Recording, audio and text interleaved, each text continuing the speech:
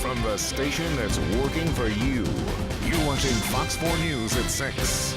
Thunderstorms begin moving through the metro. A warning extended. Right now at 6, I'm John Holt. I'm Lauren Halifax. Fox 4 Chief Meteorologist Mike Thompson's tracking this line of storms. Mike, what's the latest?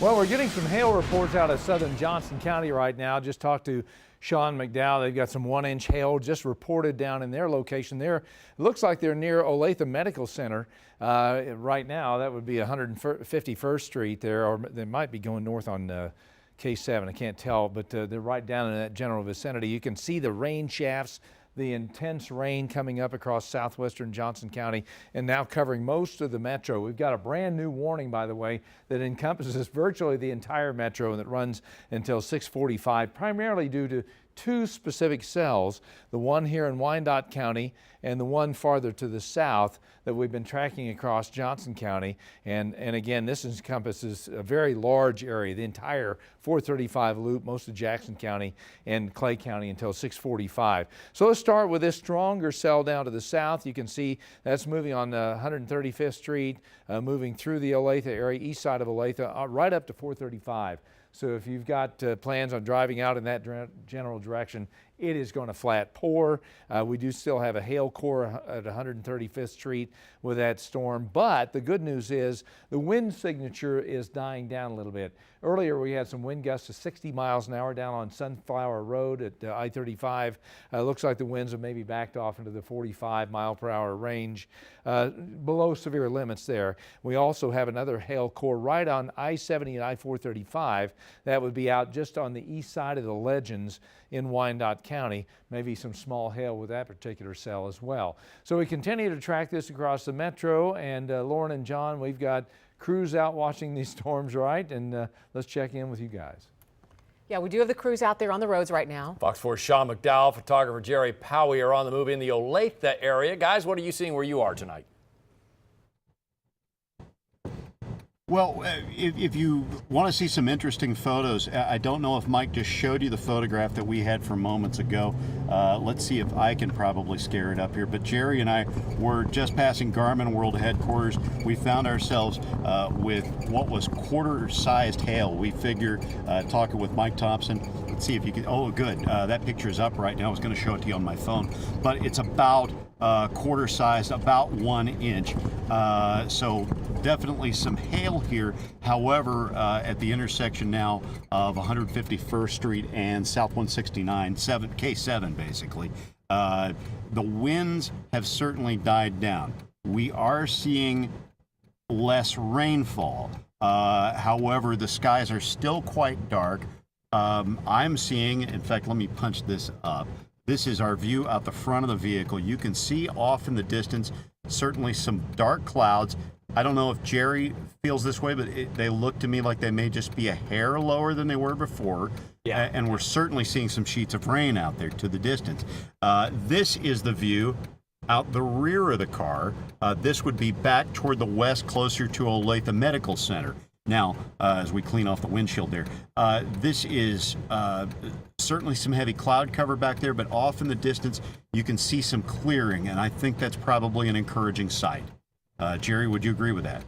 Yeah, a couple storms by Edgerton and Gardner still, but yeah, definitely looking a little bit better. It looks like down I-35 there might be some more storms that are kind of popping up along that little corridor.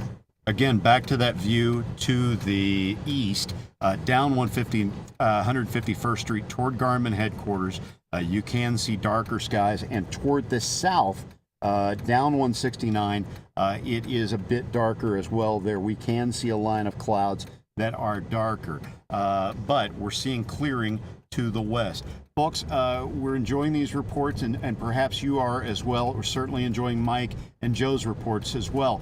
For those of you who want to ride along with Jerry and me and track this storm as we're seeing it, come ride with us. You can come to our website, fox4kc.com, or certainly check out our social media channel on Facebook at Fox4KC, and you can check it all out as we check it out and stay ahead of the storm. Until then, I'm reporting to you live, Sean McDowell, Fox 4 News. Guys, thanks. I'm enjoying the fact that you found a clearing line out there. Keep finding those. We'll continue to track the storms throughout this newscast. You can also check the radar fox4kc.com or upload our app, and we'll be updating our Facebook page and Twitter feeds throughout the night as well. It's now been 5 years since the tragic bombings at the finish line of the Boston Marathon. Fox 4's Nicole D'Antonio spoke with a runner who plans to honor a local police department and 2 heroic officers. The Clinton Police Department's lost 2 officers in less than a year. And this weekend, these 2 names, Officer Gary Michael and Officer Ryan Morton, can be seen in Boston, where one local man plans to run in their honor. Locke runs 5 to 10 miles almost every day. This is where I train. This is where I always do my speed run. Spending time both before and after work to complete his training. Probably not going to be as windy in Boston, but... On Monday, he'll run one of the most competitive marathons in the country. 26.2 miles to honor these 2 names. With GM, which is Gary Michael, that's his badge number. And we have RM, which is, his Ryan Morton. Both Clinton police officers were killed in the line of duty exactly 7 months apart. This is all the numbers of all the police department. Among the signatures, Gary Michael's widow. I want her to be part of it too. And Officer Nathan Bittencourt, who was injured the same night Ryan Morton was killed. It's a small town and it just happened like the tragic like this.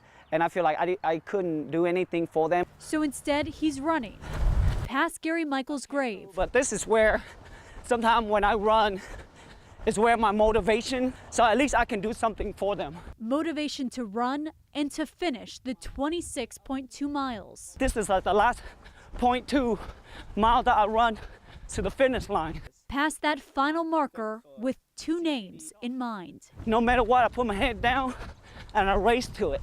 Locke leaves for Boston first thing tomorrow morning. He says he plans to spend the whole weekend there with his family and arrive back here to Clinton on Monday afternoon. Nicole D'Antonio, Fox 4 News. Family members of 2 Independence men struggle tonight to cope with their deaths. Police say they were killed by a relative. It's a Fox 4 follow-up. This man, Curtis Lee, has been charged with murdering his father, Charles Burton. Police say his uncle, Clyde Burton, was also stabbed to death. But Lee is not yet charged with his uncle's death. Police say they found the brothers stabbed to death inside Charles Burton's Independence apartment Thursday. Last year, his family says Lee stabbed another uncle to death, but claimed self-defense and was not prosecuted. That's why I said I want to talk to Curtis myself and let Curtis know, please, it's got to stop somewhere. If you need help, just let somebody know you need help, because you done did 1 brother, now you done did 2, your daddy and the brother. You need help. Family members say Lee has drug issues. Police continue their investigation. The woman accused of killing a 2-year-old girl in Gardner pleads no contest today.